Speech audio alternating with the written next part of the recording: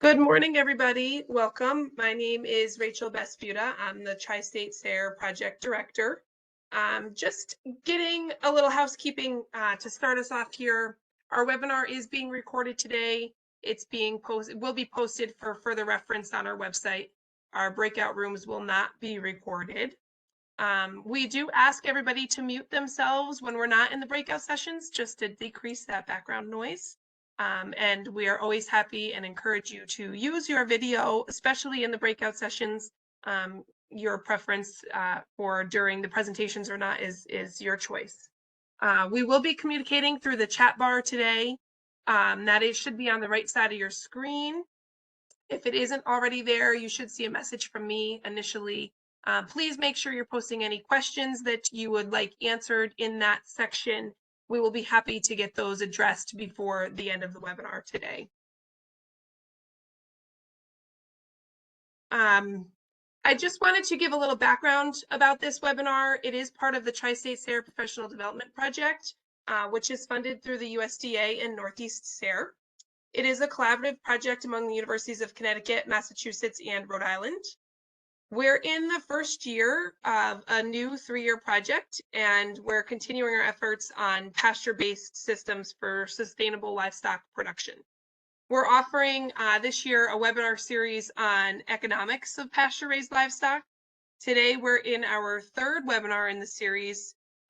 We're going to be doing several presentations as well as several breakout sessions, which will allow everybody to work through small group discussions and have some conversation about some of the content.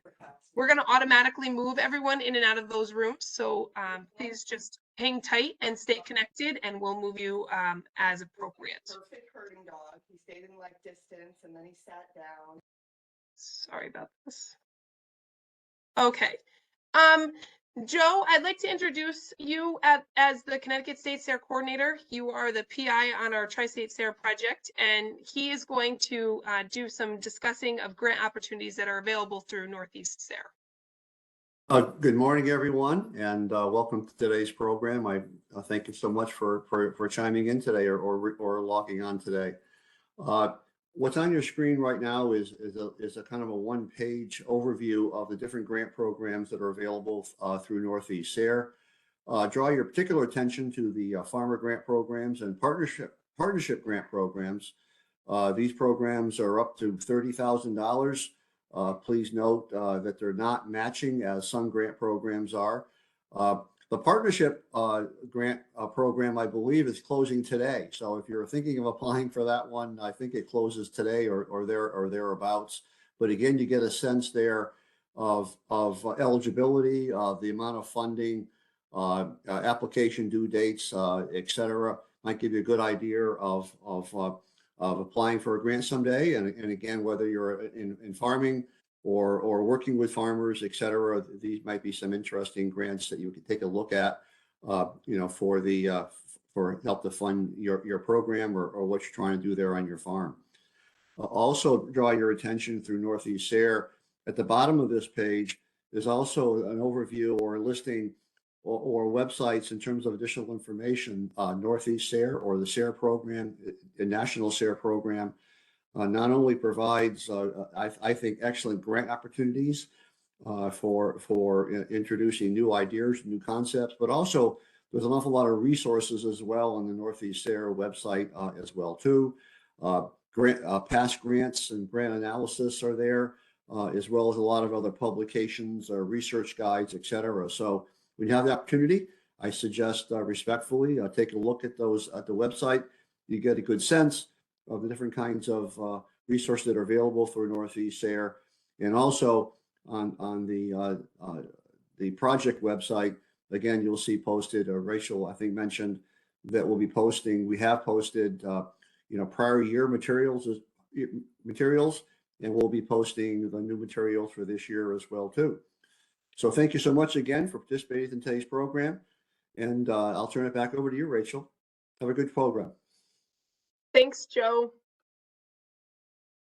This grant term, we're planning to implement some new ways of understanding your training needs as participants, and we're changing up some of our evaluation methods. So I want to just hand it over real quickly to Jean King, who's a project facilitator, and she's going to explain a little bit more on this. Hi, good morning. As it says on the screen, over the last couple of years, we've been doing some evaluations with me interviewing people individually. And several people have asked that there might be a good time for those of you who are participating in the workshops to talk to each other and find out what's going on and what's going on in individual farms or what's going on with individual providers helping farmers. So instead of doing that kind of interview, we're going to have, I would call it a chat room. And right now we would schedule something for April 25th in the morning. And it will be completely open-ended in order to talk about what you think about what you've learned or what you're doing. The other day, someone said on one of these workshops, I never thought maybe take my financial statements more than once a year. And that's like, oh yeah, that'd be a good idea. So anyway, just an opportunity to talk with one another and to talk about how you think you're going to use the information you've learned in the workshops. We are not going to be asking you to report that to us. We're just going to be talking about how it goes. So you'll get get an invitation from us to join in on the conversation 10 o'clock on April 25th.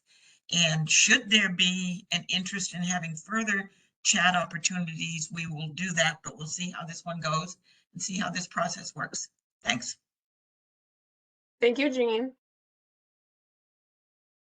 We are moving forward today with, as we do with every webinar, pre and post evaluations.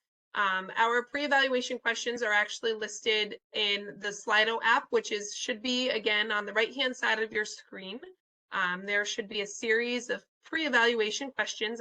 I believe there's 4 of them. So if you could take some time between now and when we actually start working toward the first presentation, to answer those questions, I would appreciate it. I'm going to, if anybody has trouble connecting, let us know. We're happy to get you the questions via an external link, or I can send them to you after the webinar today. But certainly reach out if you do have any trouble finding those questions. Today, I'd just like to introduce our speaker before we get started. Her name is Cheryl Cesario. I'm sure most of you who are with us today know of her in one way or shape or form. She has been with our project previously this year, and then also did some work with us last year as well. Since 2004, Cheryl has worked directly with dairy and livestock farmers on grazing planning, navigating regulatory requirements, cost share programming, assisting with farm business planning systems, and big picture goal setting. As a livestock and grazing specialist with American Farmland Trust, Cheryl connects with farmers across New England. She has an MS in Plant and Soil Science from the University of Vermont and a BS from the University of New Hampshire in Animal Science. She also holds a certified crop advisor license. And just as importantly, she has an extensive background with grazing herds and has provided relief milking services on multiple dairy farms. So welcome, and thank you very much, Cheryl, for all of your time and energy in getting ready to present to us today. I'm going to stop sharing my screen so that you can pull up yours. Okay. And when you're ready, you can take it away. All right. Sounds great. Okay. Oh, that looks like that did that. Okay. I'm in the presentation mode, yes? Yeah, okay. Super. All right. Well, thanks for having me. I know I've probably, interfaced with some folks before through this program, both session 1 this time around and then also last year. So it's always nice to be invited back. I work for American Farmland Trust, as noted. Prior to that, I've had many years working with the Extension Service. And for me, when I think of like the why do I do what I do, really, working on the ground with farmers is really kind of vital to my work, and I really enjoy it so much, and I really enjoy working with people on their businesses to do interesting things. And one of the big conversations often had with farmers is we start to think about efficiency versus effectiveness, right? We've gotten really good at being efficient, but we sometimes have to step back and think about, are we hitting the right target? Are we doing the right things? I think, this was something I kind of brought up in the last session. I have a couple little repeats here to just kind of introduce us. But when we think in our businesses, how do we find opportunities? Sometimes we have to challenge our paradigms, and paradigms are, kind of how we see the world, right? We're all in our own bubbles sometimes. And sometimes we really have to shake that up in order to enact big changes, right? And so I've always liked this saying about the light bulb, right? Like we didn't just increase the brightness of the candle, we really had to have a big shift, and we need big steps that are going to lead us to change. It's one of my favorite sayings, nothing in the middle of the road but yellow stripes and dead armadillos. And basically what this means, right, is if we're trying to cross from point A to point B, we really have to do our homework when we're making those changes so we can really evaluate, like, how do we minimize the risks? How do we know this is the right decision for our business, both financially, economically? And the problem often where we get tripped up is if we do something kind of halfway, right? And we do that because of fear. Like, it's hard to make change. And when we do it halfway, we're not realizing all the benefits of the new way, but we often have a lot of the costs of the old way, and kind of almost being in the middle there is the worst position to be in. Last time we talked about competitive advantages, and I just wanted to reiterate this because it's going to kind of segue into us getting into like the nitty gritty on that. And so last time what I said was, the opposite of a competitive advantage is being average, right? And we want to strive for better than average. We want to be better than break even, right? We want to have profit in our businesses. And so one way of doing that, right, is we differentiate ourselves. How are we different in the marketplace? Like, what's our value proposition to the customer? The other way, which is I think where we're going to spend most of our time today focusing, because again, we're at Economics of Grazing webinar, is thinking about costs. How do we decrease costs, right? And a big one, of course, is feed costs. And then thinking about the production per acre, our grazing efficiencies, how do we realize that? And then in part two, we're going to talk more about, and unfortunately, like my examples, by the way, a lot are beef focused. It doesn't mean that for folks that have sheep, some of these concepts are going to translate, and I'll try to tie in a few examples for folks out there with sheep as well.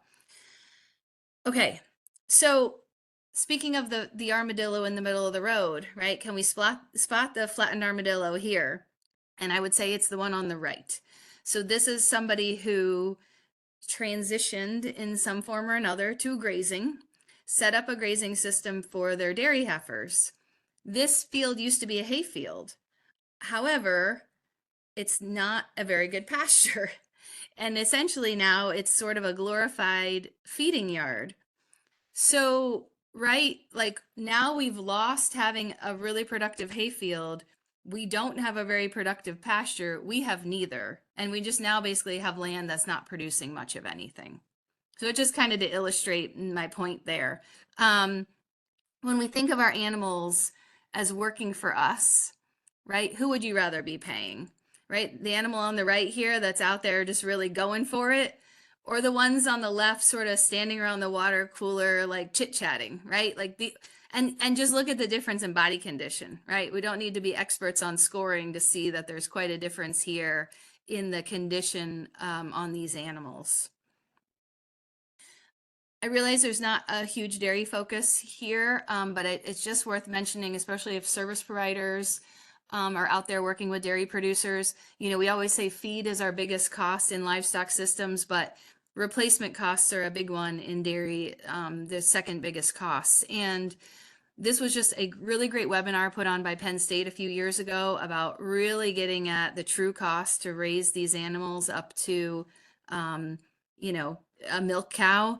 And a lot of times when people carry way too many heifers, okay, we'll raise it till we get it bred and then we'll sell it. And he just did a really nice job showing like the losses actually increase as time goes on. However, right now, prices on animals are sky high. So we can probably get away with a lot more. I think it's just the point to be made is well, we can maybe envision there'll be a time where that will be true again, right? Prices aren't going to maybe stay high forever. So how do we sort of build in that resiliency and really start to evaluate this part of the enterprise? What does it cost you to put up a ton of feed? So I think this is a really important one because, you know, it's a huge cost. I think there's a lot of hidden costs buried in this. And I think it's really important for folks to evaluate what it truly costs to make hay on an operation, especially if we're including labor, which most people don't include, but it's really important to include labor. I'll probably hit that over the head multiple times in this webinar. We have to think about if the equipment we own is an asset or a liability, meaning is that making us money out there or is it costing us money, especially if we're working with machinery that maybe is requiring a lot in repair costs to keep it going. Are we hitting all the benchmarks on quality? I had a farmer say to me, oh, we farmers always think the hay we make is going to be better than what we could buy. And he admitted, he's like, you know, it's not always true. He's like, I like to think my feed is the best, but I could probably buy better feed out there. Are there custom options in the area? I realize depending on where you live, that may or may not be an option. And then what about contract options for purchasing? I had a farm I worked with that was up in Maine, and they looked at their cost to make feed. And he said, well, when he did all the math, he came out to $45 a bale, but that didn't include labor. And once he started putting in all the, you know, unpaid labor costs, it was more like $60 a bale. And he said, you know what? I know I can buy really good hay right in my neighborhood for that price. And even if it was a 1-to-1 exchange, $60 a bale, it's like the time it would free up to focus on other parts of the business made it worthwhile. So then he went out and did contracts with producers in his area to say, all right, I'm going to need 800 bales from this person. I'm going to need 1,000 from this person. Paid them a chunk of money up front, and then that just freed up a lot of time for him. Now, again, that may or may not be the right option for everybody, but we don't know that until we actually do the number crunching. And then this idea about challenging overheads. Now, a lot of times when we work with business planners, they call these fixed costs. I think it's really risky to call it fixed because it indicates there's nothing you can do about it. And that's often not true. So we have to ask questions for ourselves. Do we have the economy of scale for the labor and equipment we're carrying, right? What about, you know, things like, oh, I have this dump truck sitting around. I only use it three weeks out of the year. A corn planter, I use 1 week out of the year. How many tractors are we running? What about an excavator we only use sometimes, right? So we really have to, now again, we might be, you know, we might have some sentimental feelings for that machinery, but we really have to get objective and say, do we really need it? So I asked one of my farmer clients recently, I said, he's pretty outside the box. So of course, all his neighbors talk about him. And I said, hey, can you give me an example of how you've challenged overheads in your business? And so he sent me a text. I'm going to read it to you. And he said, you know, of course, overheads are land and labor. By not making my own hay, I was able to sell 2 tractors and a full line of haying equipment for $90,000 worth of iron. I now buy my hay, which is a direct cost, and I have my hay custom baled, also a direct cost. I then went to grazing all my own land versus haying some of it. Haying it myself had a negative $19 an acre gross margin. With the custom guy doing it all, it has a positive $50 per acre gross margin. My time is now allocated to my highest gross margin enterprise, which is wholesaling cuts of beef. And then he said he was able to redeploy the overhead and then put that into cattle, which created profit and cash flow. So I thought that was just like a really great example. And again, pretty outside the box, you know, it's just kind of radical. I think it's not the status quo, but it's really working in this case for him. And again, I think it all comes down to, these are all case by case. It's not saying that's what you should do, but we don't know the answer until we can really push the pencil on individual enterprises. Also, this is a great book from Alan Nation. I think he's just super wise. His book's called Paddock Shift.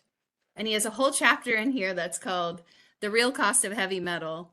And it basically says capital equipment is least expensive when it's working and most expensive when it's not being utilized. Okay. So, and this might be really out in left field, but I think it's worth mentioning because this is something some of my farmer clients are really diving into now. We talk so much about diversification, right? And I think we all know, like, well, how many jobs can you add on if you were already, say, you have sheep or you have beef and you're putting up feed and you have multiple enterprises already in the business? Do you need another enterprise? Do you need to go grow some strawberries, or do you need to add another species like chickens? Maybe not. Maybe that's not, especially time-wise, how much time do you have in a day? So just thinking about diversification from a different viewpoint, as far as a diversification of income streams versus adding on like a whole nother enterprise. And so people are doing different things with like short-term rentals. I mean, this one in the middle is so perfect to me. Like, it's a yurt on a sheep farm. Not to say it's not work, right? She has to do the bookings and clean it and everything, but it's very different kind of work. And it's not quite as it's not living on dying on like the weather and the grazing season and what else is going to happen that's kind of out of her control. So just wanted to mention that. So when it comes to new strategies or opportunities, I think the number one thing I hear from farmers I work with is like, okay, like, how's this going to pay? Like, what's the payback? What's the return on my investment? Right? And we know that feeding is our biggest cost, right? And so are there ways we can increase pasture efficiency to realize that? So just wanted to go through like a few different ways that we could do that, right? And one is we really have to think of our pastures as a solar panel, right? And so we can kind of compare the two here side by side. This one on the left, that photo was taken around like Memorial Day weekend. To me, that's a pasture that this grazing season's done before it even had a chance to get started, right? We can see lots of overgrazing damage. You can see very little species diversity. It's a lot of really short bluegrass. As you can imagine, if there's not much above the ground, there's not much in the way of roots either. So if we got really dry right now, that pasture is just going to like burn right up, and I think you'd also see there's not a lot of biological activity, which is why kind of right in the foreground, you can see a really old crusty piece of manure. It's like, okay, well, that just is indicative that there's just not a lot of nutrient cycling going on. Versus when we look on the right, we've got a huge diversity of plants, but as you can see, that the other thing of note is so many different types of leaves. We almost have like multiple stories in the canopy. And so the surface area to collect solar energy is like that much broader. And that's often talked about as like something called leaf area index. How much solar energy can we capture? And so if we thought of it like a solar panel, right, we're going to capture a lot more in this example. And I think it's funny, we don't often think of pasture as an actual crop, but it is. And I think there's like a paradigm shift, right? And so when we think of pasture as a crop versus just like a place to stick animals, we'll start to look at it very differently, right? And so a lot of times with clients that I'm working with, say they're growing corn silage. And it's like, okay, well, if you were going to make a plan and buy the seed and plant your corn, knowing that you were going to get 10 to 15% of its potential output, you probably wouldn't bother, right? You just call it a crop failure. So, we sort of have to change our minds about how we view this particular crop. And so, kind of like I said in the previous slide, is like, when we have a diversity of plants, we'll also get a diversity of roots.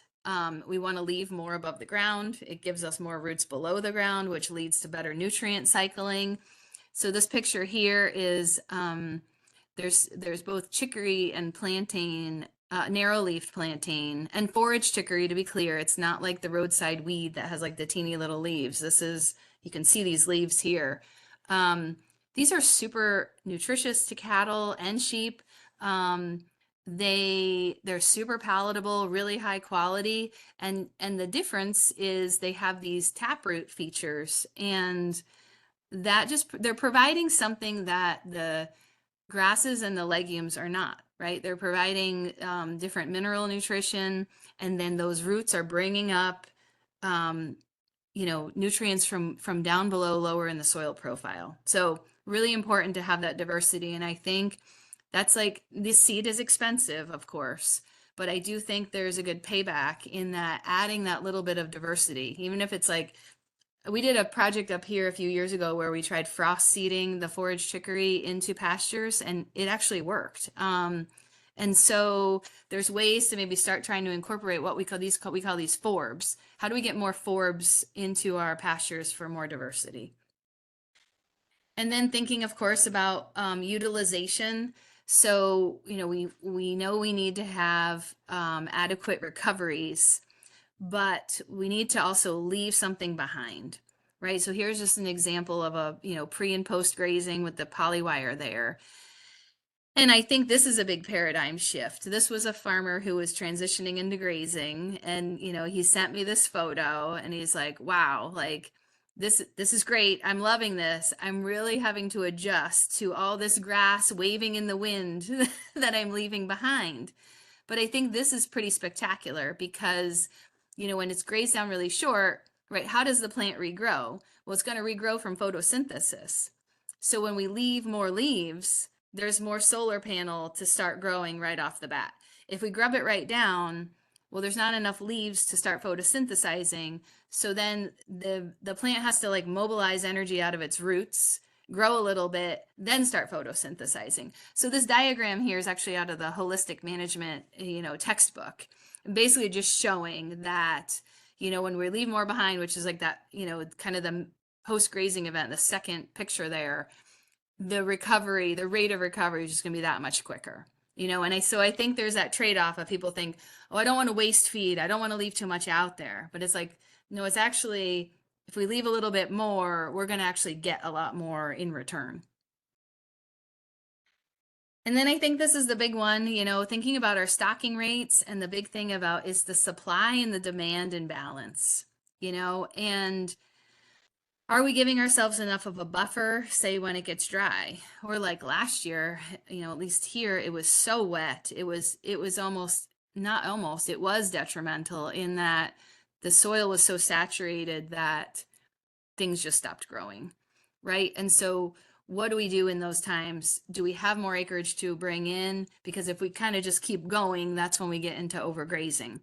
And then I think just being honest, the honest thing that we sometimes don't want to think about is like, are we overstocked? Do we actually have enough grass for what this herd or flock is demanding and needs?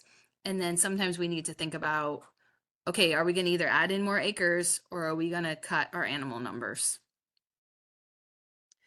And then another thing is to have efficiency, we need well-functioning infrastructure. And again, depending on the type of operation and what those needs are, this one on the left is a before and after picture of a laneway. Obviously in a dairy system, the animals need to go back and forth to the barn twice a day. So, this was on clay soil. So, what happens when it gets wet is you get this pugging and then it stays like that. So two things, when it was dry, which in this picture it is, it's just really hard on the animals to keep kind of walking through that. When it's wet, they were coming into the barn with like mud all over their udders. And so this farmer was spending hours, milking because he was having to do so much cleaning for milk quality before he could actually like put the machines on the cows. And it just wasn't not sustainable. The one on the right, this is an example of like, well, we're just not operating efficiently here. We have got one giant water tub. The only other tub that you can't see is up by that barn. And so, we're asking the animals to walk really far to water. We're getting way too much pressure on the tub. There is this huge heavy use area that if you walked in that, you'd lose a boot. And there's kind of a simple solution, which we ended up doing. There's already a water pipe running down along that little hedgerow. So this farmer just needed more water tubs, right? We just needed to increase the efficiency of the grazing so that animals could walk a shorter distance to the tub. And it also then when they walk a shorter distance, it can start to break the herd effect mentality.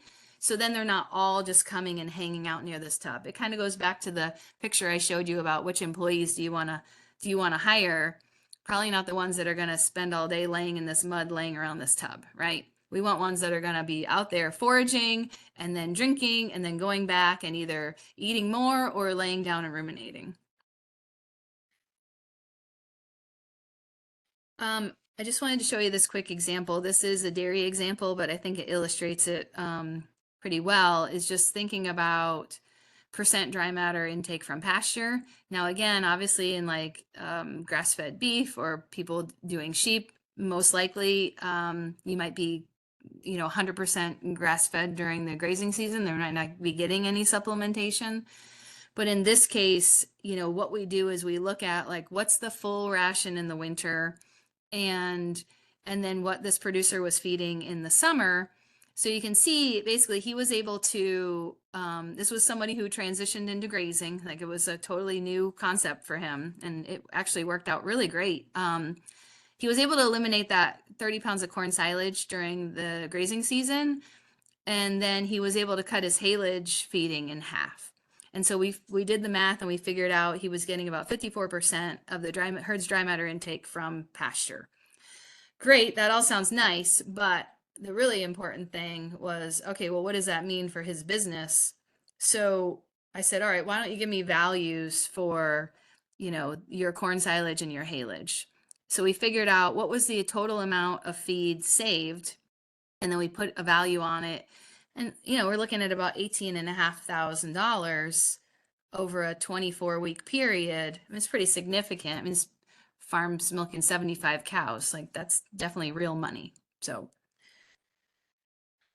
and then, thinking about how much is every day out there worth? And I think this is really important because this is sort of the motivator of like, how do we derive as much as we can from grazing? So I'm going to run through an example and then we can decide how we're going to do it. I mean, I don't know if we're going to do a breakout or if we want to do this as a group. But basically, this is a calculation. I borrowed this from Canadian publication up in Manitoba. I thought it was just a really nice way to do this, of figuring out, okay, how much feed do we need? How many bales do we need? How many tons? And then you'll see we'll put some costs on this. So I'll run through this, but just to kind of show you quickly, we figure out, okay, we have how many head are we trying to feed? What's the average weight? And then dry matter intake, per day is done as a percent of body weight. So with cattle, we typically use 3%. With sheep, we might use something like 4.5%. And goats are higher, they're at like 5.5%. So just know that those are sort of like standard book values that we would use. And then we multiply that out times the total feeding period, right? Like how many days are we going to be feeding these animals this year? And then that'll give us that number on a dry matter basis. And I guess I would just say if people are wondering like why we're doing it on a dry matter basis, I think as we start to think of herds that might be getting multiple types of feeds, they all have different moisture contents, right? So if we're looking at like a ration that has dry hay and haylage and corn silage, right? We need to level the playing field because, right, corn silage has a lot of water in it, right? It's like 70% moisture versus dry hay is like 10% moisture, right? So we need to kind of level that out. So that's why we do that. But then what we can do is we then can convert it to the so-called as fed. And then that's where we can say, okay, well, what does our bale actually weigh? Great. How many of those do we need to meet this demand? So I'm going to show you an example of that. And then, like I said, we'll put a dollar value on it. And then what I did is for the breakout exercise, we'll look at an example where someone's getting more days on grass, so therefore less days of feeding. And what does that look like?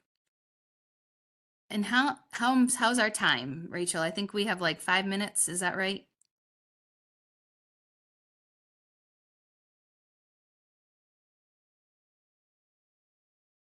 Sorry, I didn't get myself unmuted quick enough. You had actually closer to 10, Cheryl, but I'm thinking that we can stay unless you have a preference, but I'm thinking we could stay all in one room Okay, for yeah. the breakout sessions. That sounds great. Only because with it being recorded and not as many people on today, we may find people will tune into the recording and the breakout sessions aren't recorded. So Okay, this sounds will good. give them a little bit more just by listening to the recording. Sounds great.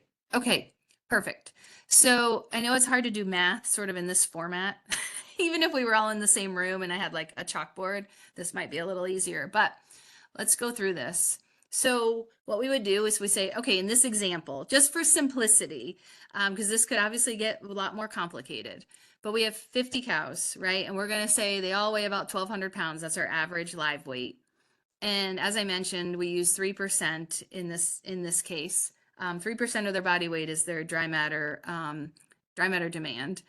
And in this particular example, their grazing season's 150 days, right? So not super long, but probably most of, May, June, July, 5 months, basically, August, September. So that means we're feeding for about 215 days.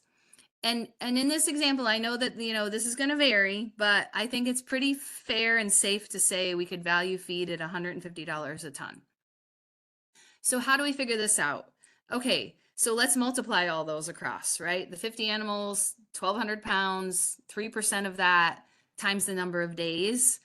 So we get a number of 387,000 pounds of dry matter is what we need for this herd.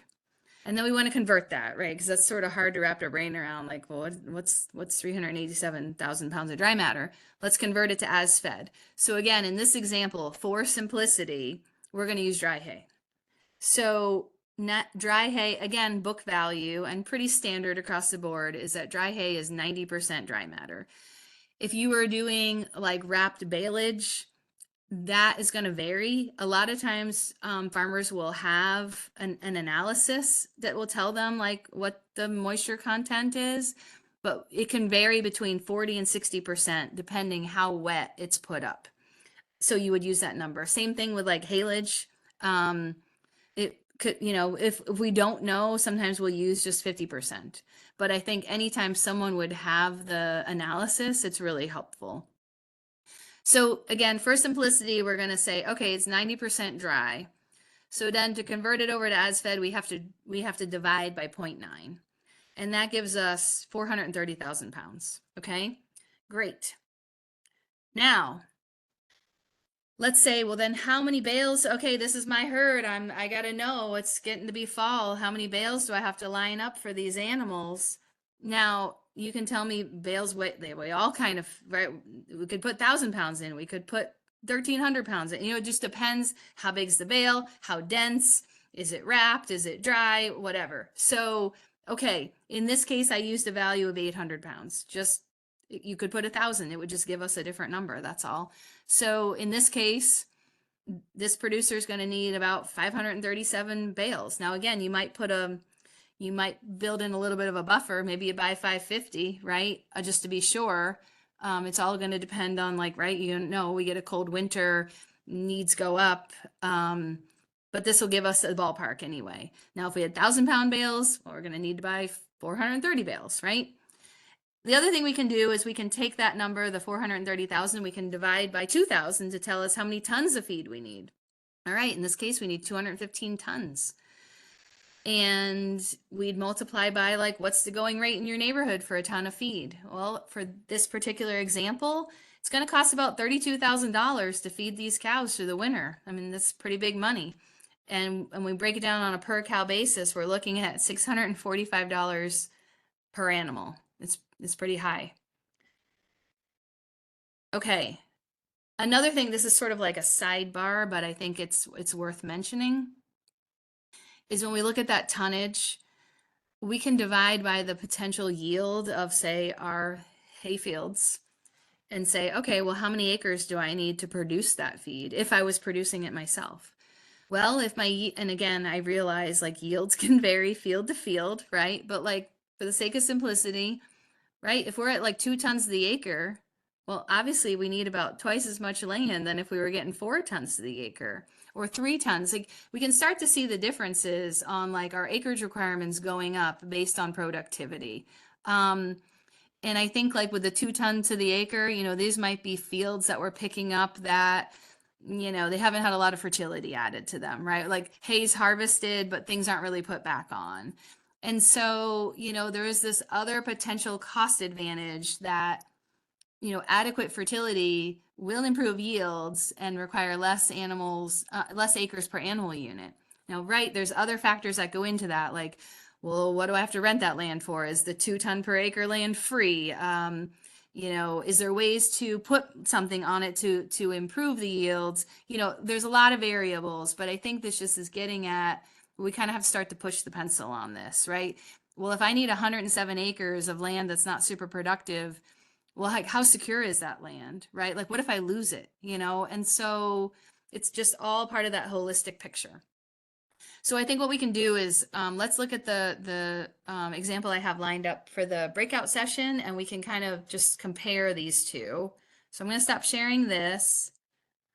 And then let me just try to bring up this other example here. Oops, here we go. Okay. And then just as a side note, I have this handout as like a PDF, which I can send to people without the example on it, so that folks can fill that out themselves. So Rachel, like, how do you want me to? Do you want me to just kind of? Do you want me to go through this, or like, how do you want to do it?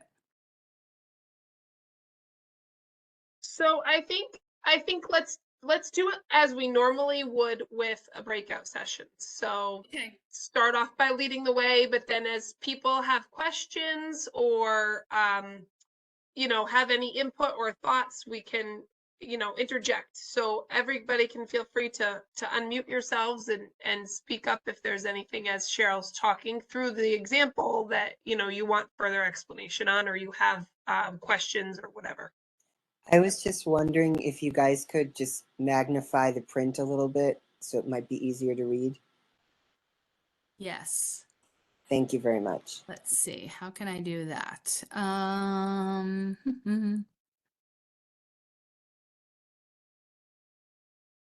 Let's see if this goes too big. Oh, what is that too big? Yeah, that's a bit big.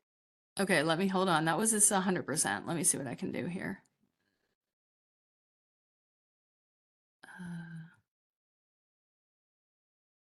Is that helpful? That's better. Okay. Sorry, see on my screen it's like Thank you. giant. Okay, now I'm realizing my cheat sheet is on my printer, so I'm just gonna run and grab it really quick. So what you can do is read through this example scenario, and I'll be back in literally 2 seconds.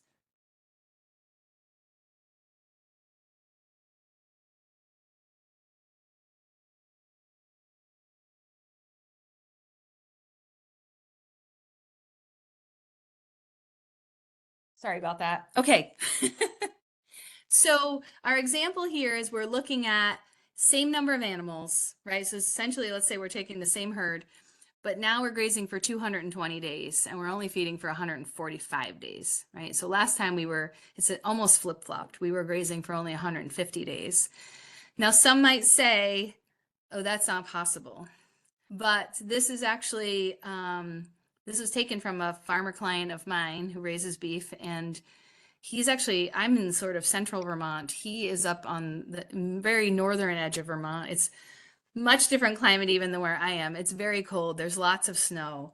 And so he's able to pull this off. I do have another client near here who has really pushed the envelope, and the highest he ever did was 2 years ago, and he got to 300 days on stockpiled feed. And so I didn't want to throw that example. So I figured this one's a little more doable. So let's look at it. And so what I'm hoping we can do is sort of run through and kind of get at the same ideas of, well, how much feed are we talking about? What's going to be the cost? And then what's the cost per cow? And then we can compare that to the example we looked at before. So let's put this, I'm just going to put this up right here to start.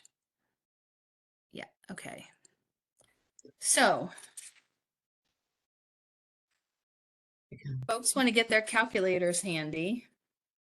Let's start by figuring out the dry matter needed for this, this example.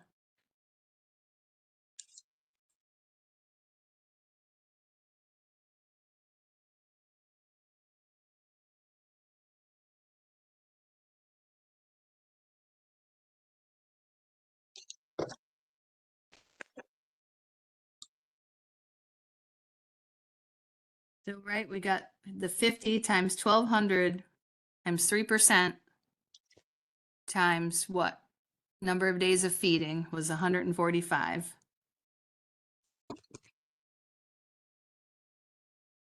80. Oh, that's not right.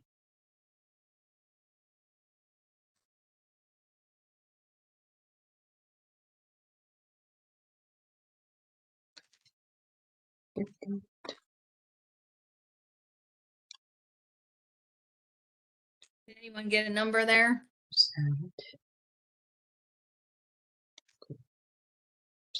No. 50.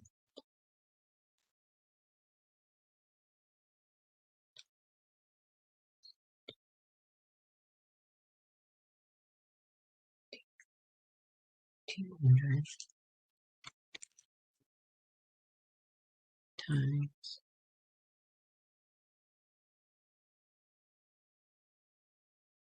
5.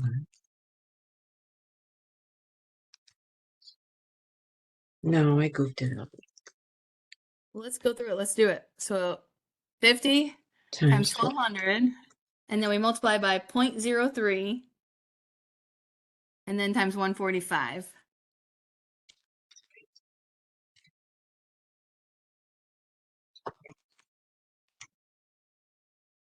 $261. Yep, 261,000. Yes, that's great. Okay. Yep. And then, so that tells us dry matter, which doesn't mean a whole lot, right? Because it's hard to envision what that actually means. So we want to convert it.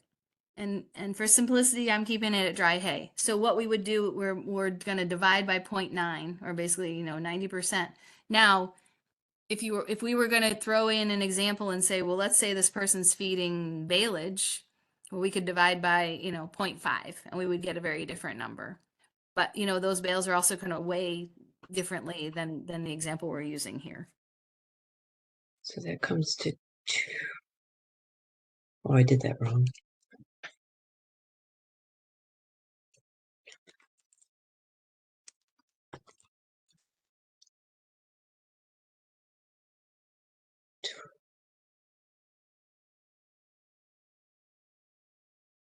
Why? You might be right. Did you get 290,000? I did. Yeah, that's right. Oh, it didn't look right. Okay. Yep, you're right. So because the hay as it weighs, right, as we're feeding it, as it's out there in the field, right, is going to be more than when we just look at it and we say we're going to look at it on a dry matter basis, right? Oh, We're you have going to take take out any 10%. water. Okay, Right. gotcha. Yep. It would probably be more clear if we did something like baleage, where it's like, well, this is half water, right? So it's going to be a very different, it's going to weigh twice as much as the dry matter. Okay. Great. So we've got now 290,000, and let's say again, our bales weigh 800 pounds. How many bales do we need in this example? 363. Right. So in the last one, what did we come up with? It was something like 537. It's a pretty significant difference. And let's see, let's look at as fed again. We have the 290,000, and let's convert that into tons. How many tons of feed do we need if we have 290,000 pounds?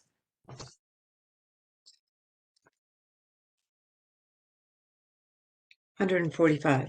145, right?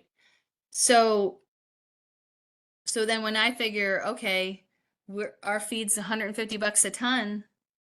Now what do we got? Now our cost is significantly lower, right? 21,750. 21,750. I think before we said we were at like 32,250. Okay. And then our cost per cow in this case, 435. 435. Great. And the last example, we were at like 6 something, right? Somewhere around 650, I think.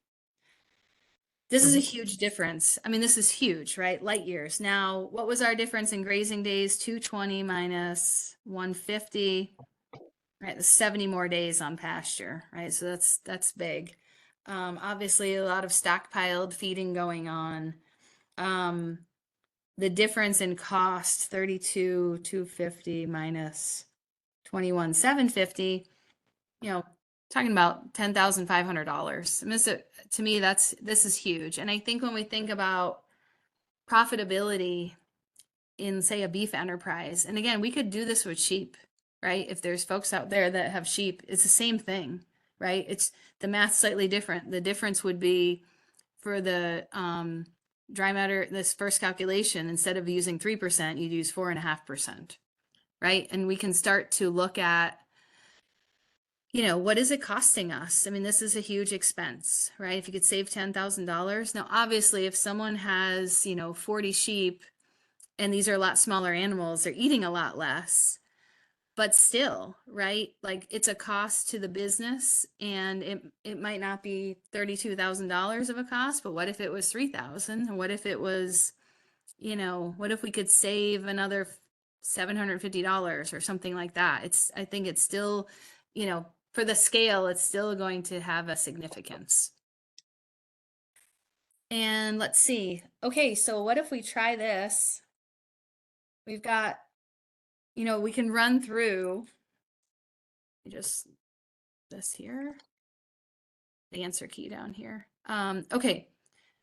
We can also look at acres. The acres that we might need here would be the similar. We would take the 145 tons and say, all right, if we're at 2 tons of the acre, we need about 72.5 acres. If we're at 3 tons, now we need about 48 acres. So it just depends, right? How much land is available in your neighborhood? What about, you know, the cost to rent that land? You know, how do we balance all that in the business? And then ultimately at the end of the day, in addition to this, what's it costing me to feed the animal? You know, I think we'd also look at, like, kind of back to the other slide I showed when we said, well, what does it cost you to put up a ton of feed? So this might be an example where, like, I can go buy this feed for $150 a ton. If you're making your own hay, that might not be the number you should be using, right? What's your ton cost? Maybe it's higher than 150, right? And then that's really gonna, you know, that's gonna change the picture as well, right? What if it's costing me $180 a ton to make feed? And I think it's really important. We might not want to know.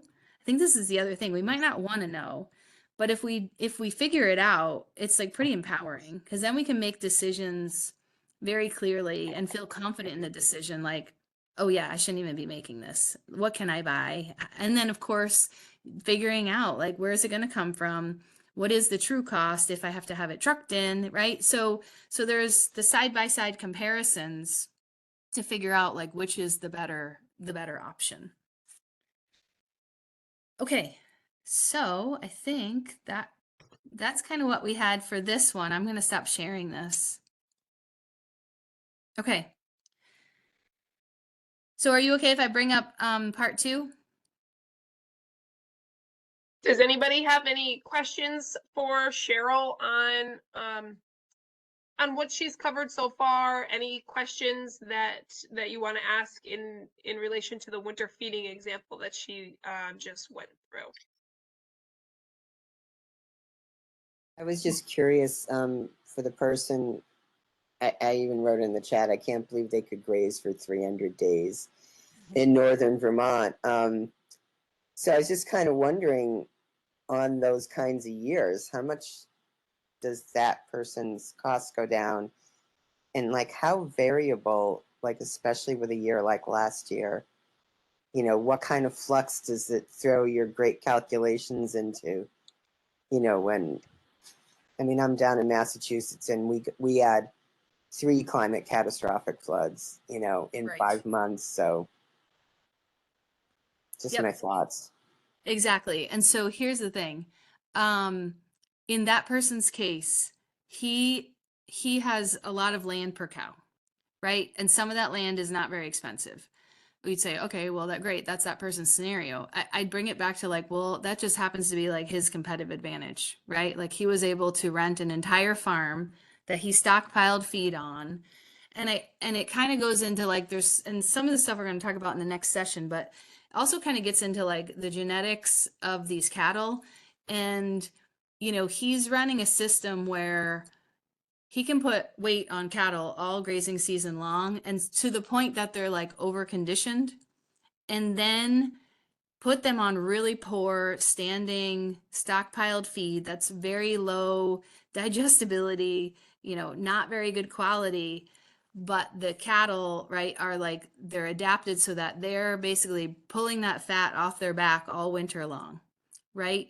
And like definitely pushing those cattle pretty hard. But then by the time things start to green up, he can put them back on grass, right? And then they start putting weight on again. And then when he's on that uphill trajectory, then they'll be calving, right? So it's not like he's asking these animals to calve in the middle of February, and we're going to talk about that in a minute. So yes, and I think again, that's not going to necessarily work for everybody. So if it's like, yeah, I don't have like all this abundance of land that I can go like stockpile feed, not saying that's what everyone should do, but I think it's like if somebody can do that, great. Then it's thinking about in an individual situation, okay, well then what would be my competitive advantage? Like what can I do differently? Or maybe it's just, and here's a radical concept. What if I didn't even have cows through the winter? Right? And like that, these are things like, these are super unpopular. People don't like to talk about them or think about them necessarily, but like, that's a legitimate question, right? Like if it's going to cost me, I'll speak for myself. If it's going to cost me $32,000 to carry 50 cows through the winter, maybe I just shouldn't even do that, right? Does that even make sense for me? Since, I'm not going to compete with the guy who's has a $10,000 a year feed cost because he's really pushing the envelope, right? So especially if we were trying to sell into the same marketplace. I mean, on the flooding thing, it's like, yeah, I mean, what do we do, right? Sometimes we may have to think. I have a farm that I had a lot of flooding up here last year, and it's land that they actually graze a lot of poultry on. I mean, they have a huge, thousands and thousands and thousands of broilers. And this was a field that they have put the poultry on for years. And at the end of the day, it's like, well, they've had two flooding events that, that was pretty detrimental to their business in that, like, animals were on the property when floods came. And at some point they're like, well, we're not gonna be able to use this for that purpose anymore, right? Like, is things changing enough that maybe this field isn't going to work for us in like a pasture situation, right? So, again, it's very like case by case. Like, what are there other places to graze animals that are less risky? Or, again, thinking about the winter, like, is that the right fit for my business? So we'll dive into it a little bit more because I'll have some other, I'm sure, like controversial ideas to share with you. So let me just, I just want to make sure I'm ready for This is Jean. Can I Yes. ask a question? Yeah. In your thing of saying, okay, so it cost me $32,000 to keep this cattle through the winter. I won't do that. So then you have to calculate, all right, if you sell off your cattle earlier, they won't be as valuable and you lose your projected income. I'm just curious. I know that people have had this discussion before. A lot of people always wanted to sell their cattle in October, so they didn't keep them through the winter. And that led to the problems with processing, slaughter and processing, because everybody wanted it done at the same time. May not be that right now. Don't know. Yeah, and I think I guess in my mind, what I was thinking of was sort of like brood cattle, right? Like, do I need to birth out cattle on my own farm? Like, if I'm say a cow calf to finish and I'm selling beef at like the local market, do I need to do that? If the cost of feeding these things through the winter is killing me, what if I have like an amazing market? Like, I can sell this all the steaks I can produce. People like love my product. But does a customer really care if that animal was born on my farm or not? I don't know. It's going to depend on your customer base, and they might not, right? Especially if it's like, is there going to be a difference between me making a profit or not? What if I could just buy in like stocker cattle? Now, again, I realize this is like easy to sit here and say that, and there's so many variabilities. And right now, cattle prices are like sky high. So there is no like cookie cutter formula. I guess it's just being able to look at it. It's going to vary year to year, but like, can I push the pencil in my business every year and say, well, okay, what's the right thing for me based on like the prices, my inherent setup, my abilities, right? My efficiencies, or whatever advantages or disadvantages I might be facing based in like my location, my climate, my topography, etc. Thanks. Makes sense. Okay, let me pull this back up really quick. Okay, so I'm just get my timer going here so I keep track. Let me skip ahead here. Okay, so we talked about this a little bit in the last one, and I mentioned the difference of economics versus finance, right? The difference being the economic question always comes first is, should I do this, right? Does this make sense? Versus, how am I going to make this go? And so an example, I did this recently with a group, and the example was, okay, if I have, a great deal, I say to Rachel, like, hey, I've got this great investment opportunity for you. So you have to put in $100,000, but like guaranteed by next year, you'll get a $200,000 payback. Okay. Is this a good economic deal? Sure, right? She should totally do this deal. There's no tricks, by the way. This is a great economic proposition. And then I said, okay, well, it's Tuesday. Rachel, I'll need that $100,000 tomorrow by noon so I can get it, deposited for this investment opportunity. Well, she might not be able to do that deal, right? Financially, she's going to miss this amazing opportunity, right? Because just financially, how's she going to come up with that $100,000 by tomorrow at noon, right? So that's the difference of like the one way of thinking about it is, should I do it versus like, how am I going to cash flow that? Okay. So when we think about, kind of our standard way of doing, like, how do we think about profit? Okay, we have income and we have expenses, right? And then we have profit. But a lot of times there's costs and expenses in our business that can be hidden, meaning like cash might not necessarily be exchanged, but it still has a cost. And that's when we start to look at like an economic model versus a financial one. So something like unpaid labor, right? I think this is a pretty standard paradigm, is that we don't pay ourselves.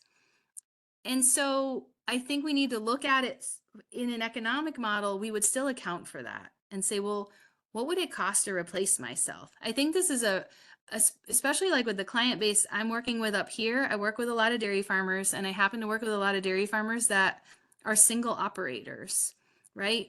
And so what would it cost? Like, someone breaks their leg, someone, it has an accident, is in the hospital.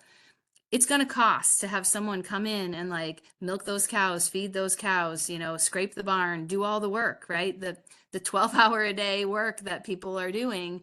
What would that cost? It would cost a lot. And so we might not start paying ourselves, but when we look at an economic model, we really do need to kind of build that in to say, okay, well, what does this look like? And if I had to pay somebody in an emergency, could I do it? Similarly around sweat equity, right? So there's lots of these arrangements, and it's fine. It's not like saying it's bad, but it would be nice if there was an agreement for a future payout, right?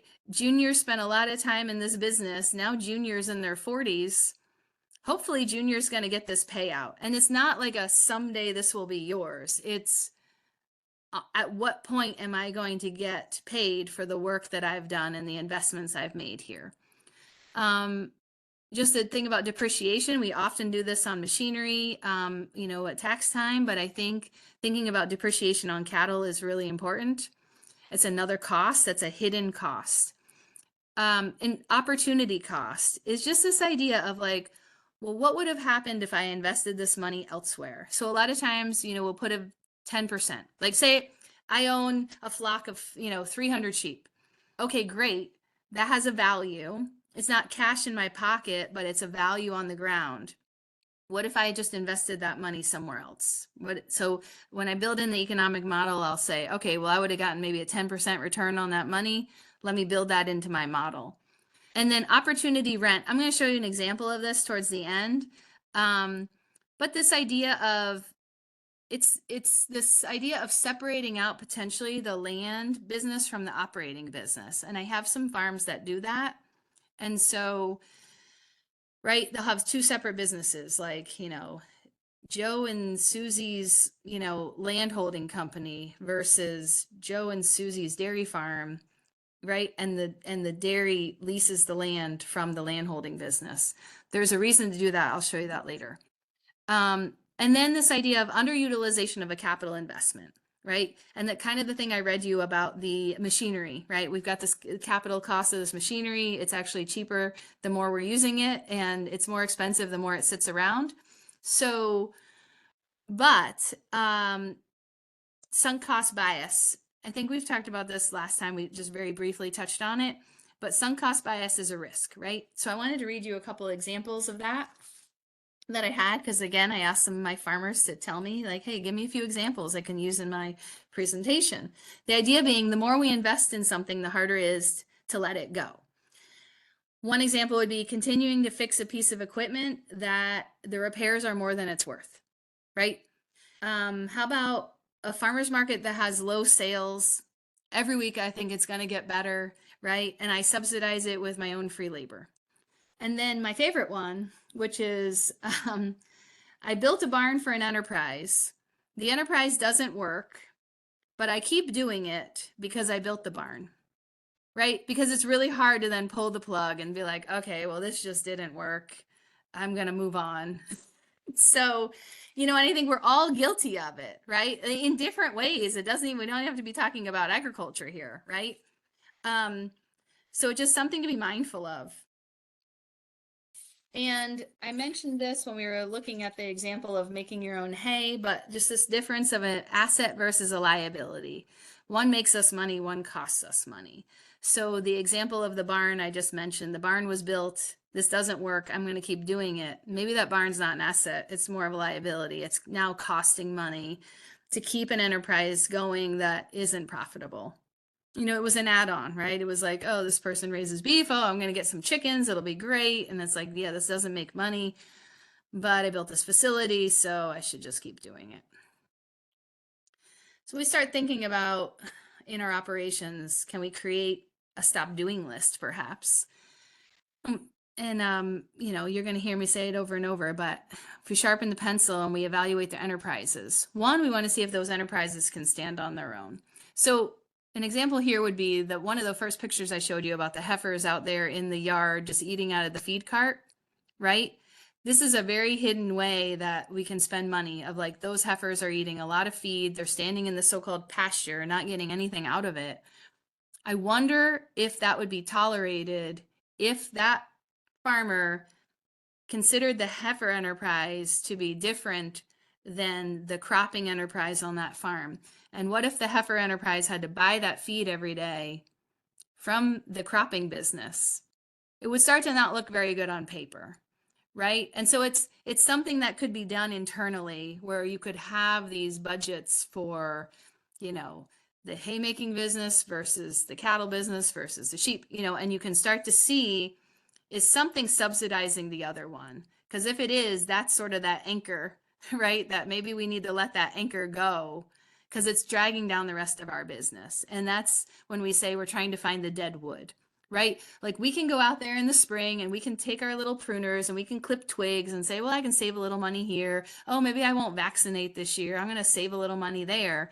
It's sort of like it's not going to move the needle, right? It's clipping twigs when sometimes there's this giant thing in the tree that we just need the chainsaw, right? We got to cut that thing out. And then all of a sudden that releases the tree to be super healthy, right? It might be just really dragging down our business. It's really hard to find those things, right? Especially because we can often be really emotionally attached to things in our business because it's not just a business, it's a whole lifestyle that goes with it, right? It's almost inseparable.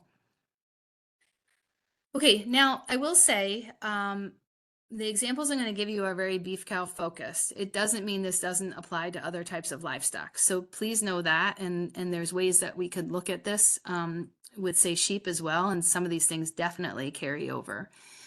But specifically with beef cows, right, we've increased, meaning like the greater industry, the size of the cow has increased 40% over the last 50 years, right? Cattle are just getting bigger and bigger. You see this even when you go into like an old dairy barn from like, you know, I don't know, 100 years ago or 80 years ago, and the stalls are like super short, right? It's like, oh, wow, these cows actually used to fit in this stall. Now they're like straddling the gutter, right? So we see it in dairy, we see it in beef.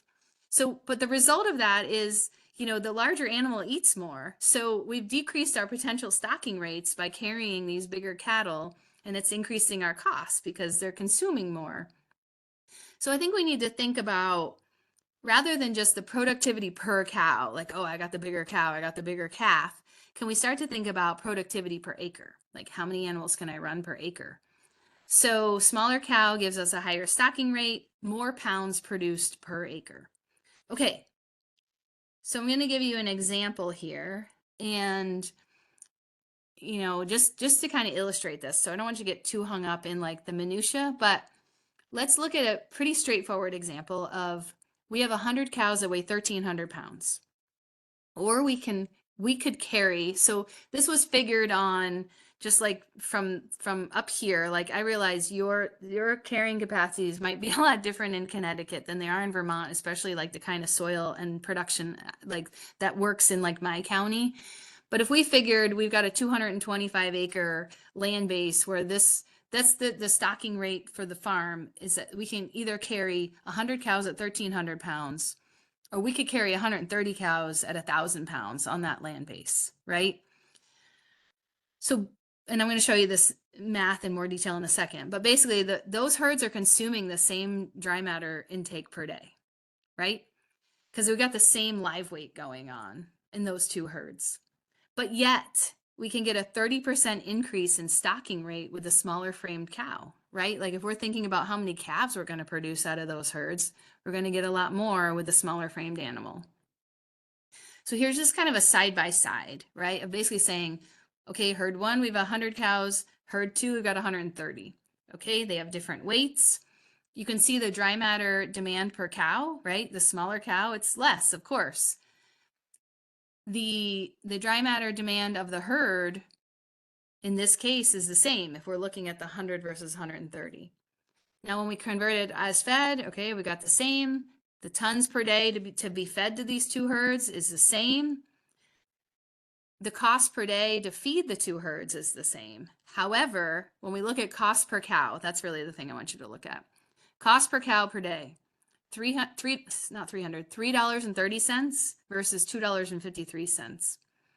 Doesn't seem like a lot. I mean, 77 cents, right? But that's going to add up. That's going to add up pretty quickly. I mean, that might be the difference between making a profit or not making a profit, right? Something so simple as frame size of animal can impact the bottom line. This, I'm really a big fan of this Faro Cattle Company out in Colorado. He puts together a newsletter. I love it. I will say, if you subscribe to it, there's a lot of great information in there. However, it comes with a really hearty side dish of politics that, you know, depending on your whatever you fall, I just kind of block it out a little bit, because to me, the meat of the issue, like, that I want to get out of his newsletter is this kind of stuff, and I think it's super valuable. I just don't want to recommend it to you and then you think I'm like, you know, being political. So I'm not talking about the political part of his newsletter. I'm talking about the cattle part of it. And it's just, there's really great information in there.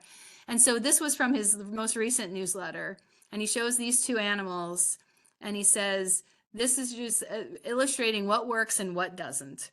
And so he says the two cows are the same age and the same weight, both calved, you know, 60 days before this picture, and they're being fed the same. And just the genetic nature of these two animals, they're just entirely different. Like, the one on the right was definitely a lot more a dairy cow look to it, more dairy influence than the animal on the right is basically like a mini tank, right? And you know, one of the things he said one time, which I thought was great, was you shouldn't be able to open a newspaper and read it under your cow, right? We want these like short, squat, we want it to be 70% body and 30% leg, not vice versa. And his point was that this animal on the left is going to be way more grass efficient. It's going to be ready to breed now. And just in the end, you know, it's going to produce a better calf. It's going to be a more profitable animal. So I don't know. I thought that was worth sharing. I just came across this the other day and I thought, oh, this fits in really well here. Okay. Oh, here we go. Okay. So basically, right, a bigger cow, mini cattle. Sorry, I'm just seeing that. What about mini cattle that are around 40 inches tall, better feed efficiency? Perhaps, right? I mean, I guess it comes down to also looking at the yield that you get out of those animals, right? And like, how does that compare? Again, this is like pushing the pencil. You're going to have a yield out of those animals and kind of comparing that to what did that cost. But yes, obviously overall, it's going to cost a lot less to produce that animal. But then how does that play into your price for processing, the total yield, and putting that into the whole equation, if that makes sense? Okay, so thinking about a bigger cow needs more feed for maintenance.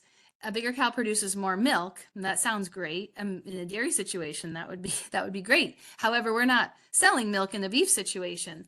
And I thought, this was again out of this newsletter. Kit says calves are raised on grass, not milk alone. Milk is basically a supplement to the grass, right? Those calves are learning to graze from their mother. And that 85% of a calf's ability to grow from birth to weaning is due to its genetic foraging ability. So just getting back to like, we really want these good genetics. Genetics is really going to play a role in this. Smaller cow will wean a higher percentage of their own weight than bigger cows. Okay. Might know where I'm going with this based on this picture. Calving season. Are we in sync with nature? So we've kind of moved into this. I don't know about where you all are, but we see a lot of calving in like the dead of winter in February, and it's sort of confounding. I think this is not just like a New England problem. I think we see this out all over the country. The great story that was shared with me was this happened out west, and the extension agent is riding in the truck with the rancher in the winter, and he has a 5-gallon bucket of hot water with a lid on it, like riding between them in the truck. He says, well, what's this bucket for? He said, oh, well, the bucket's for when we go out. If we see a calf frozen to the ground, we can pour this hot water on it, and then we can like free it. And he said, well, geez, I wonder what the deer does when the fawn is frozen to the ground in the winter. Oh, right. That doesn't happen because these animals aren't giving birth at that time, right? And so I think it's interesting. Like we talk a lot about grass-fed beef and like, why do people do grass-fed beef? Well, like we want to mimic, nature. We want to be in harmony with nature and the rhythms of nature, but yet then we calve at a time that's totally unnatural. So thinking about matching the forage resource to the timing of calving, right? And ideally, what we'd want is that the cow is on this uphill plane of nutrition, and a cheapest way to do that. Sure, could you feed really expensive hay on that uphill plane? Of course, but it's going to cost you money. Could you instead turn those animals out on pasture? Now they're on rocket fuel, they're on the uphill plane, and now they're calving. And it's just like, it's a really fine-tuned system that has evolved in nature that we could be replicating, right?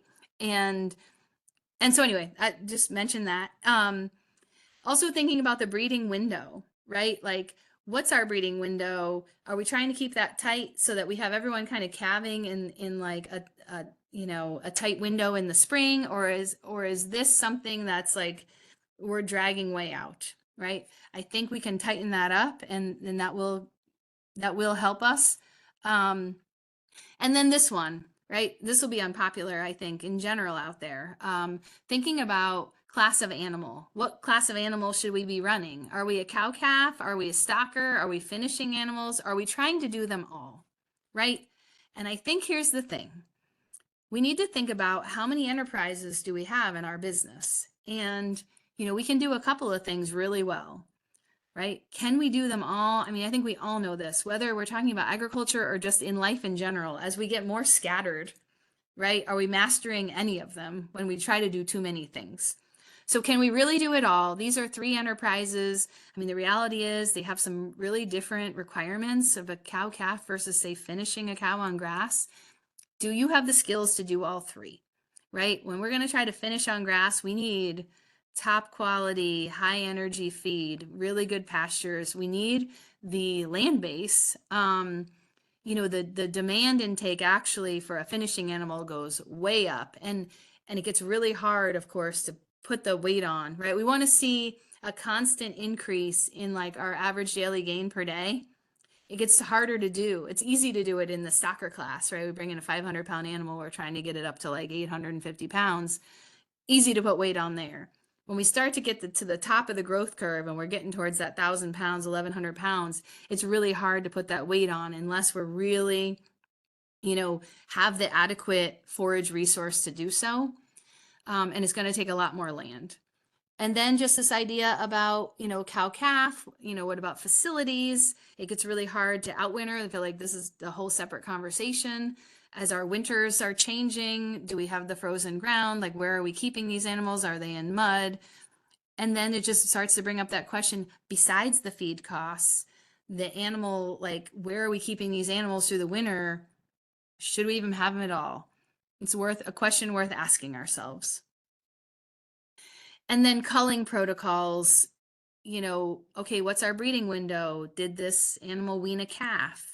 Do we give second chances? Are we going to keep an open cow for another year just because we like her?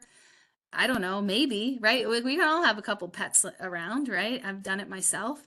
But probably shouldn't be our mode of operation, right? We have to really be clear about having the criteria of like, when do we cull an animal? Is she producing for us? If she's not, maybe she shouldn't be here. Hey, if we're a direct marketer, maybe that brood cow should be ground up in a hamburger and sold at the farmer's market. There's a lot more profit margin there than keeping her around for a whole nother year. Okay, I want to mention this. Oh yeah, we got some time here. So scarcity mentality. This also can affect our profitability. And I wanted to show you 2 examples of this. These are from actual farmer clients, by the way. So this is something I heard from one farmer. He said, hey, I'm really struggling here. And he used the word scarcity mentality, which I thought was great. He's like, I'm a victim of this. He's like, there's all this free land in my neighborhood. It's land that like kind of nobody else has wanted. Maybe it's been fallow. It's not good quality. Some of them are like 8 miles from his farm. He's up, he's in an area where 8 miles isn't just a straight shot down the road. It's like up over a mountain, around the bend, over the river, right? So the quality isn't super.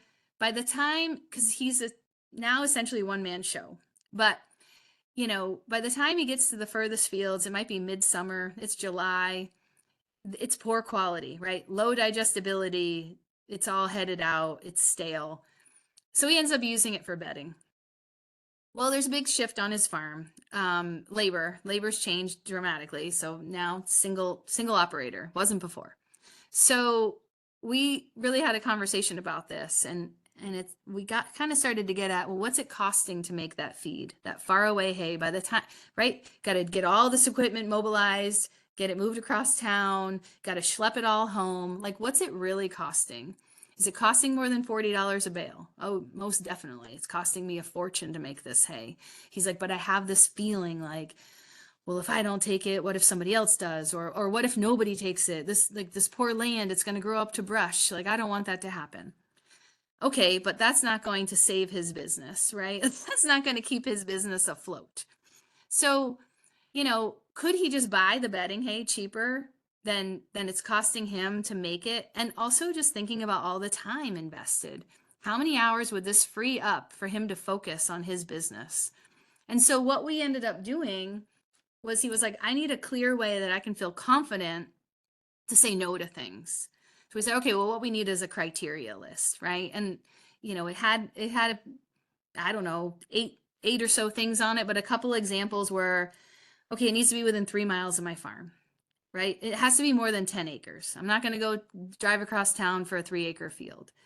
It can't be depleted of nutrients, because even if it's free land and he wants to, he has to put a lot of lime or whatever else on it. He's like, okay, I don't want to be investing in a lot of these properties, especially if I don't have like a long-term lease. He wanted them to have desirable forage species, not like full of goldenrod or whatever. So the point being was that once he could develop that criteria, then when it came up and someone said, hey, I've got this 5-acre field, it's over on such and such road, do you want it?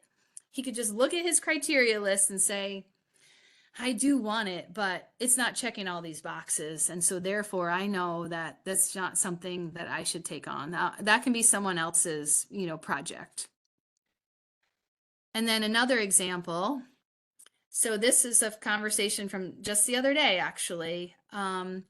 So this farmer says, I have the opportunity to buy all of Farmer Sue's hay for $30 a bale. This Farmer Sue sold their cows and has got all this feed laying around. He says, I can't make hay for that price.